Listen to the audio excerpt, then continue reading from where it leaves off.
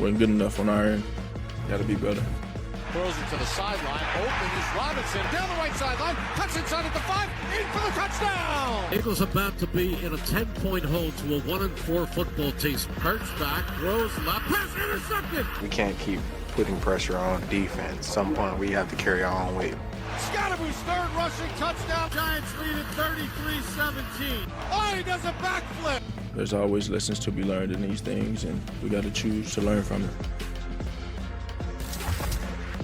Welcome to this Friday edition of First Take ESPN. I'm MJ Acosta-Ruiz. We've got Stephen A. Smith, Cam Newton, and Ryan Clark all in the gang today. But guys, let's to my boys. Okay. What up, my guy? To my boys. To my boys. Good morning. To MJ. ¿Cómo está? Muy bien. Buenos dias. It's in the Miami vibe. Full force. Stephen A. is not Dominican, guys. Like, we have to stop it. Who's to say? Have we done the ancestry? But Juvie is. My boy Juvie is. Remember that, Austin. My bodyguard.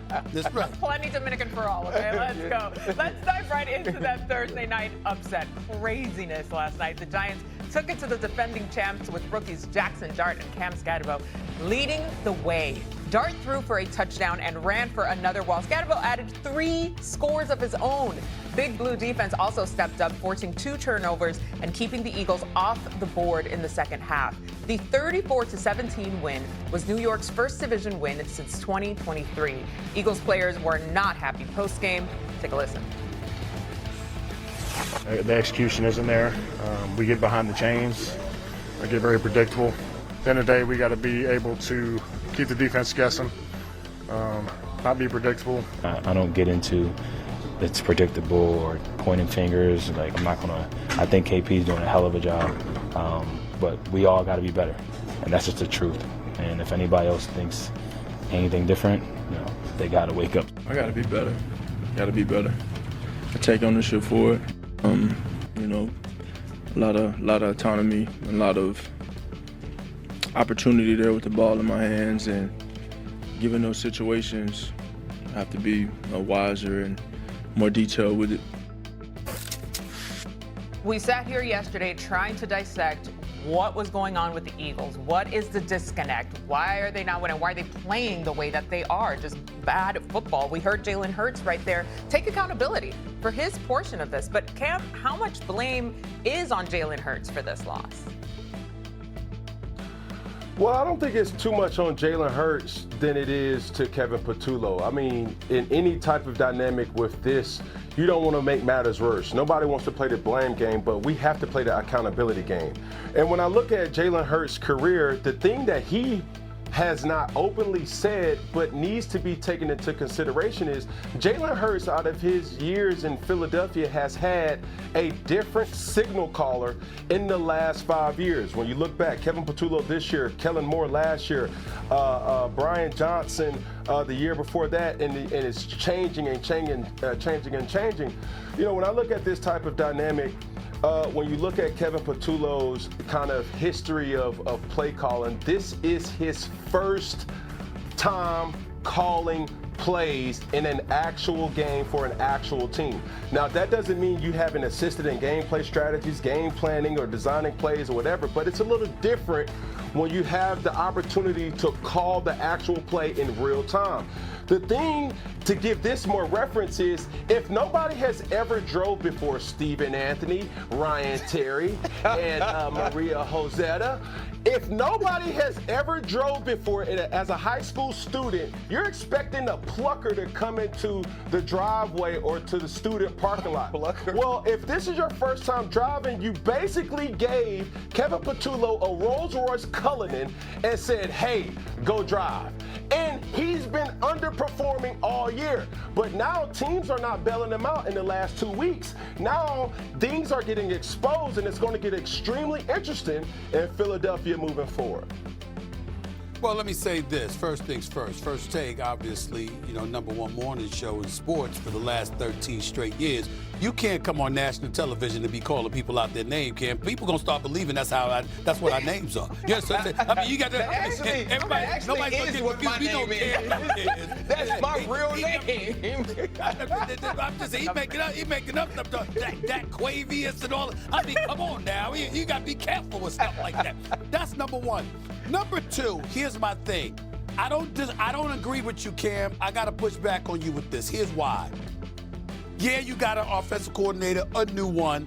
Obviously, his first time calling plays. I don't know what the hell they're thinking, particularly with the trouble that Nick Sirianni has had in the past year where he ultimately had to give up play calling for crying out loud. I got to think about those kind of things, right? And so when you make that transition, it needs to be a more experienced voice, a more experienced hand. And losing Kellen Moore last year to being the head coach for the New Orleans Saints obviously has affected them drastically. We get that part. But Jalen Hurts is no rookie. He's been in this league long enough where if you've got an offensive coordinator, of course you want to defer to him. Of course he's the authoritative figure.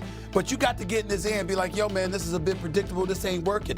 People are calling us boring. People are calling us predictable. And then they're going out about the business of showing us that's exactly what the hell we are. And it's working to our detriment. Over the last 2 games, I'm just looking at the Philadelphia Eagles right here, okay? This is the Philadelphia Eagles that we're talking about here.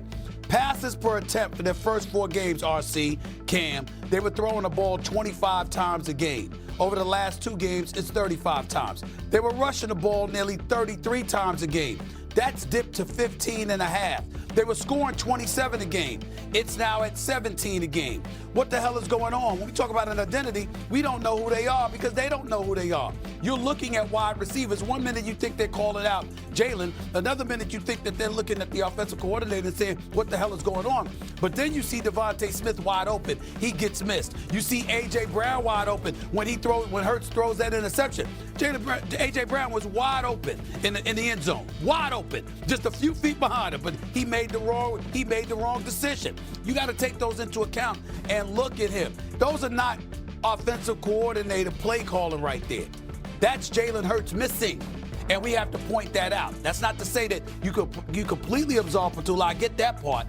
But Jalen Hurts said it best. He's got to play better. He's got to do better. And most importantly, he's got to look better because right now everybody's looking at him and they're seeing how predictable the Eagles' offense is. And the Giants showed that it played right into their hands last night.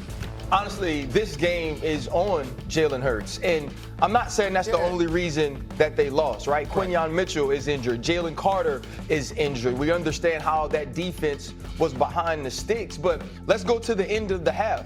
Jalen Hurts has an opportunity to get Bates in field goal position. He scrambles on 3rd down. He slides. They don't get a field goal. They don't get an opportunity. They don't get another play. That's a mismanagement of the clock by Jalen Hurts.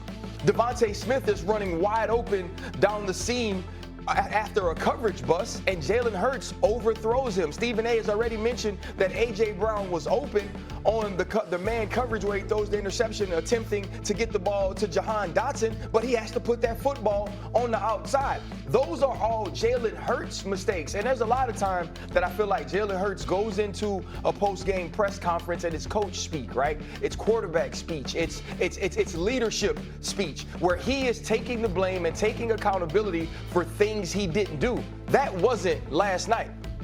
Stephen A has this saying, and I love this saying. He says, don't let it be on you. If we're sitting here today and the score is 34-33 and Jalen Hurts makes every single play that he's supposed to make, if he